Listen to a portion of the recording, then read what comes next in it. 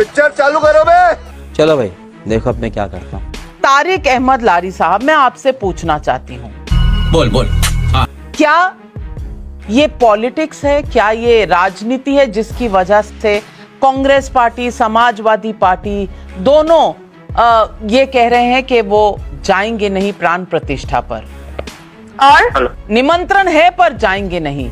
सबसे पहली बात तो क्या ये अहंकार है? जूम करो। राम के सामने जिसको मौका मिले सर झुकाने का, वो राम को पाने जाता है। आप न्योता ठुकरा रहे हैं, आप निमंत्रण ठुकरा रहे हैं।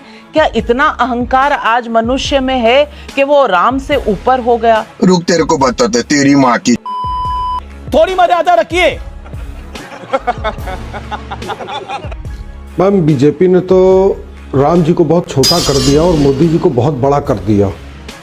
बहुत बड़ा। राम जी की इतनी सी फोटो है और मोदी जी की इतनी सी फोटो है।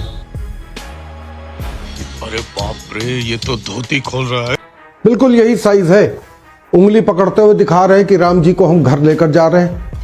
भाषण दे रहे हैं तो कह रहे हैं कि 4.5 करोड़ घर हमने दिए हैं, तो राम जी उसमें से एक है।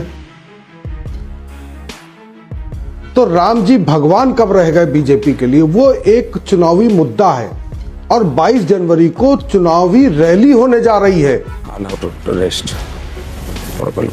इतना छोटा पहले कभी नहीं हुआ होगा। शर्म करो। तो कैसे उस चुनावी रैली को हम लोग अटेंड करें? पहली बात यह है, राम जी भगवान के दर्शन करने, भगवान राम के दर्शन करने, वो तो हम कभी भी कर लेंगे, उसमें कौन सी बात है। ऑलरेडी भूमि पूजन 1948 में हुआ था, 1947 में हुआ था, मूर्ति पूजन हुआ था, प्राण प्रतिष्ठा हुई थी मूर्ति की 1948 में, कांग्रेस पार्टी ने करवाई थी। ये दोबारा क्यों हो रहा है? अरे देवा, ये गड़बड़ है बाबा।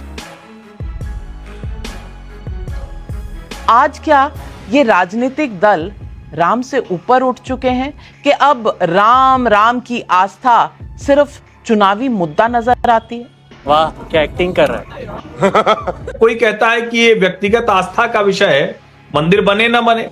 इस देश में जब मुगलों का आक्रमण हुआ ना नविका जी, तो क्या किया उन्होंने जानते हैं?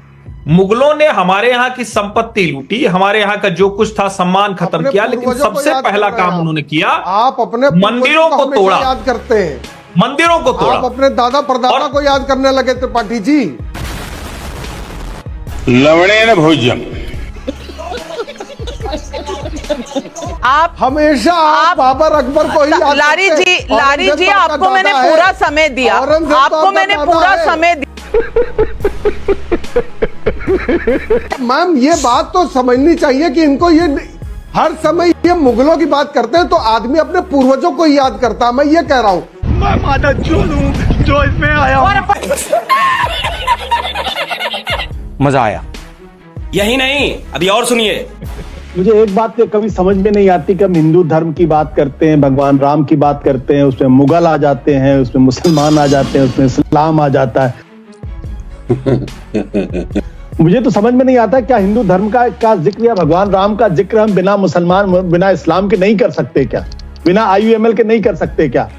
और यही तो राजनीति है, क्योंकि यही डर दिखा के हिंदुओं का वोट लेने की पूरी कोशिश की जाती है। वाह, खराब हो जाएगा। मैं वाह, अम्मा बहन पे आ जाऊंगा मैं, इनकी अम्मा बहन पे आ जाऊंगा मैं। और अगर ये राजनीति नहीं है तो क्या है? ये पूरा जो कार्यक्रम है, अगर ये RSS के द्वारा प्रायोजित ना होता, अगर विश्व हिंदू परिषद के द्वारा ना होता, तो हिंदुस्तान के जो चारों पीठों के शंकराचार्य उनकी मौजूदगी में होता और वो आके करते। ये बिक गई है गवर्नमेंट, अब गवर्नमेंट में कुछ नहीं है।